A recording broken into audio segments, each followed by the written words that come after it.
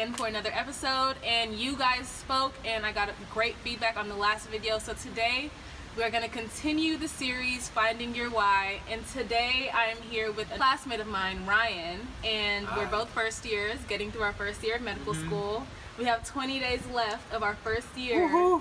It's 3 more weeks. I know. Oh my gosh, it's been quite the journey, but you know, we're making it, we're surviving. But that's not the purpose of this video. I will be doing a video updating you guys about my first year of medical school once that ends in 3 weeks, like he said. But for now, we're going to continue the series, and Ryan is just really special with his own story and why he's pursuing medicine and what he's doing it for and what his motivations are. And I've gotten a lot of questions about parenting through medical school and different ways to stay motivated and stuff like that. So hopefully we can tackle some more of those topics in today's video. But yeah, so we welcome Ryan to Black Girl White Coat. Appreciate that. Starting off with the question, as usual, just tell the people and our viewers what really inspires you to pursue medicine. That essentially it was about restoring people's happiness, and what I mean by that is, you know, being sick and watching someone close to you being so sick, like, really impacts you emotionally. And through the course of, you know, diagnosis, treatment, and, you know, recovery, it's a long journey, and it's sometimes can be a very painful journey too, right? So I just want to be someone who can kind of serve as a companion, someone who can really comfort the patients and just kind of letting them know that they're in this safe place, that I will really do my best to take care of them and really restore their happiness. Yeah, that's my goal.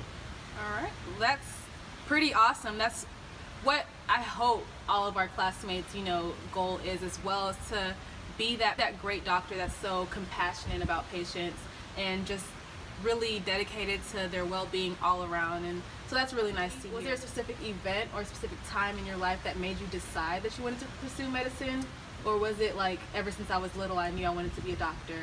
Nah, I'm like a very atypical, you know, kind of candidate in terms of my past journey. I actually wanted to be a car designer, and I went into college with a major in mechanical engineering. And I loved math and science all throughout my life, and even still I do. And when we talked about all the equations in the pulmonary block, I got really excited because that's my alley, you know? Very opposite. But actually, after my first year in college, I got this really awesome internship opportunity at a biomedical device company, which I thought was the perfect place for me to kind of learn about how to, you know, do product designs and how to actually implement my ideas into real products. And there we were building a prototype kind of breathing device for military purposes. So delivering high oxygen and sucking out all the carbon dioxide, right? What we just learned. Wow. That's and high tech. I didn't do any of the big part. I was just making this little kind of, you know, piece in this huge device. And even now, I don't even know if my design got implemented or not, but I learned one day that I would never get to see people actually use the device. You know, of course, I was doing this very little thing for them, for the company, but even still, like, I would not be able to see what they use it for, where, when, you know? So I was missing the context, and that's when I got to question, like, do I actually want to do something that I can directly kind of use to benefit someone's life, or am I gonna be someone behind the scene kind of making all these and hoping that somebody will eventually like it? And that's when I actually got to like question my motivation to become an engineer.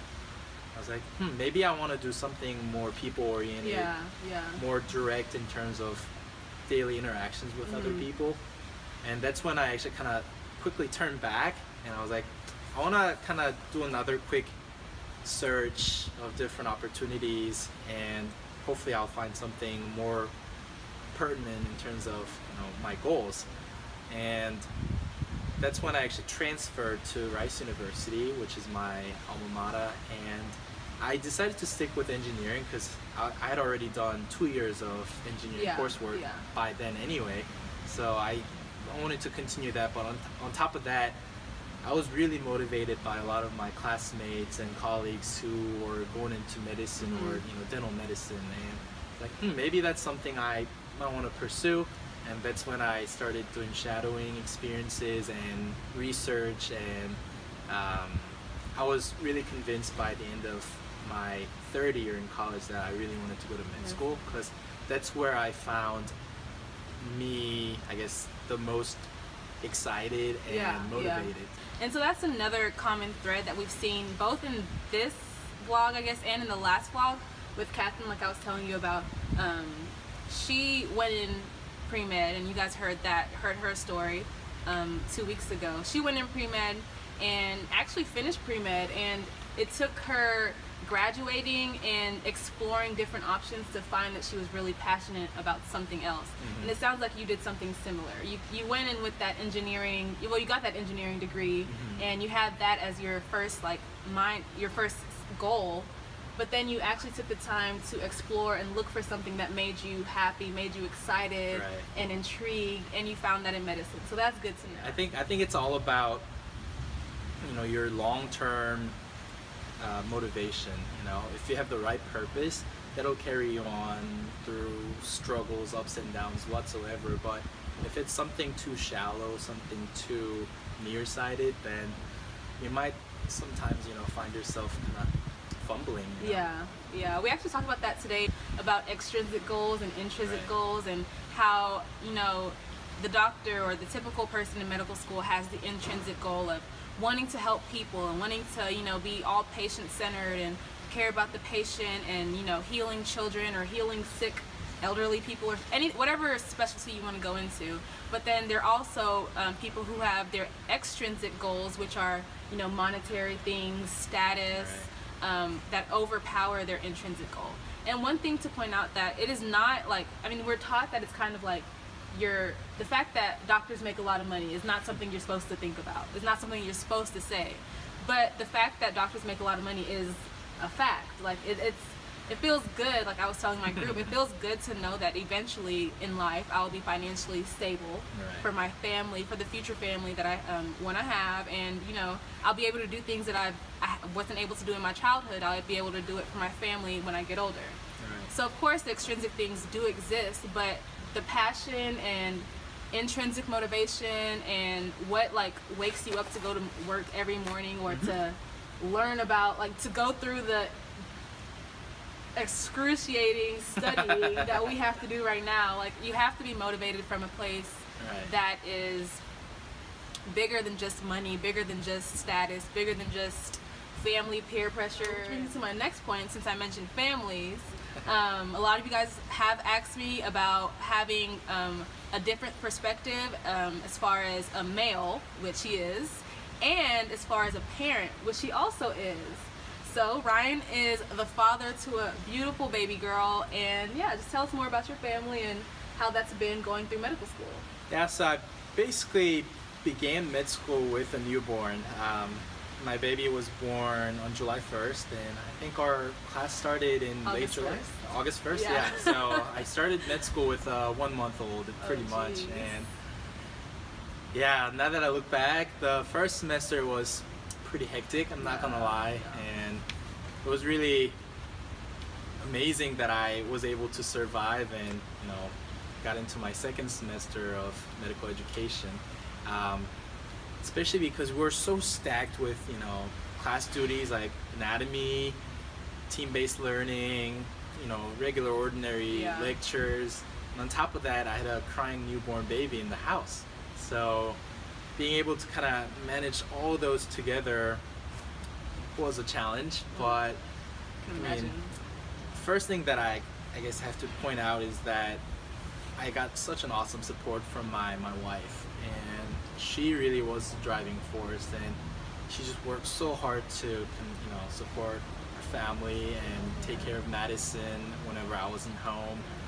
And just by watching her work so hard every single day was the biggest motivation. I was like, well, you know, she's basically setting up everything for me to succeed, and you know, it'd be bad if I don't. So that kept me going every day. And as I got to see the growth of my daughter day by day, that brought me immense happiness. So yeah, sure, I gave up lots of fun stuff like block parties or hanging out with my friends, you know, after exams, you know, things like that. But I was never sad or resentful about that, because family is where I get my energy and motivation from. Yeah, I can imagine. So apart from all the great things that doctors do, having your daughter there and your wife there at home, you know, just is additional motivation, probably even the biggest motivation to be successful, to push every day and to get to school every day and, you know,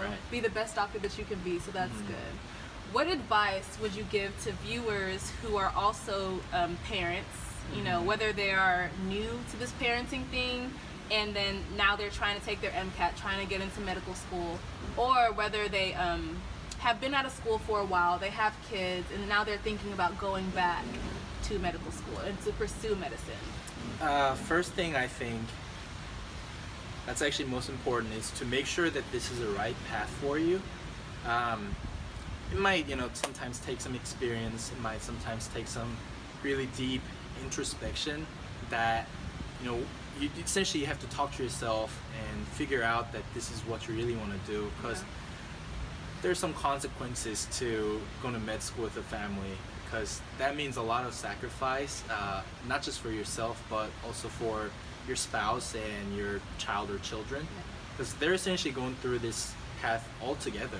And you know, the fact that I will be extremely busy during exam times, the fact that I'm not going to be at home as much as I would like to during third-year rotations or future residency, that brings a big consequence, and you have to make sure that you are willing to go through all those no matter what, and also that your spouse is on the same page as well.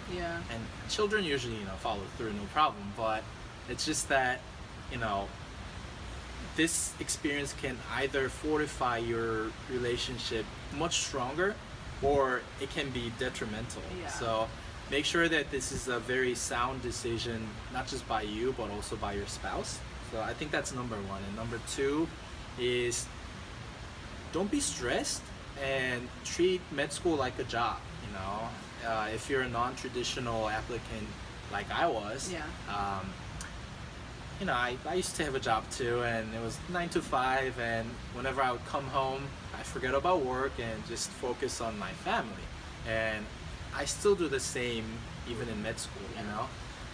One thing that I always kind of keep to my, try to do, and one thing that I always try not to miss is to come to lectures. And I tell my wife, I will come to school, I will do my best to, you know, keep up with lectures and do a little bit of self-study, but when I come home, I'll be home, and that'll be it for the day. That's important. And I always do that. Whenever I go home, that's the end of my studying, and actually keeps you more disciplined and more organized. That you know you have very limited number of hours, and you have to do your best. So you just really give your maximal, you know, effort into your studying, and I figured it's actually more efficient, and I am able to keep up with, you know, the huge volume of you know, coursework that you have to go through. Sounds like a good game plan to me. I've heard a lot of students with the whole 9 to 5 strategy with medical school, treating it like it's a job, so that you do make sure that you have that time for, you know, a family life, social life, or anything else that you want to do, being physically fit or whatever it is. So that 9 to 5 thing really does work for a lot of students, a lot of classmates. That you mentioned that you are a non-traditional student. So could you just tell us a little bit about your journey to medical school and what that was like? So I didn't gain acceptance to med school in the first trial, and had to reapply. And in the meantime, after graduating from college with an engineering degree, I got into this research institute, doing a lot of kind of kinematic studies. So it was, you know, right in the same alley as my undergraduate background. So I did a lot of engineering things. We're doing lots of calculations and stuff on the computer. So I spent 2 years doing that, and that also adds to my, you know, motivation while I'm in med school, that I know how desperate I was and I know how eager I was to go to med school. And when the time finally came and when I matriculated, I was like, okay, I know how long I've waited for this moment, and I know how much I really, really want to be a doctor no matter what. That, you know, I'm never gonna, you know, just fall back or never gonna kind of turn away. I'm just gonna plow through, and hopefully by the end of this long tunnel, I will, you know, become a doctor. Yeah. And I was actually really grateful for those 2 years. Like at first, when I was like, you know, when I saw all my friends in med school doing well, you know, loving their life, I was just so jealous and I was just so mad at myself. I was like, what am I doing here? But because of that time of, you know, endurance, because of that time of, I guess, personal, you know, introspection and growth. Yeah. I think that really helped me become more focused and more passionate about what I'm going through on a daily basis. That I simply never look back, and I'm always happy every single day to just wake up and to go to school and, you know, learn new knowledge. Yeah. That's good. So, non-traditional student, we had that vlog, a couple videos ago.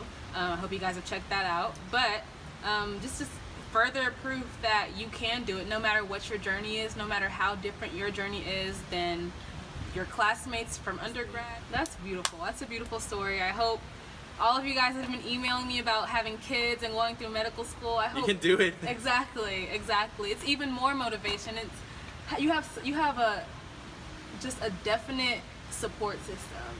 For a lot of students who might not have that, their family dynamics might be totally different, where they don't have anybody that they're going home to that's constantly encouraging them, constantly, you know, giving them love and support. And with a family, you might have an upper hand in that you get that every day. Every night you have, you know, your family to go home to and to look at and just admire and just, you know, use it to motivate you and push you the next day. So that might even be an advantage. Hey, you never know.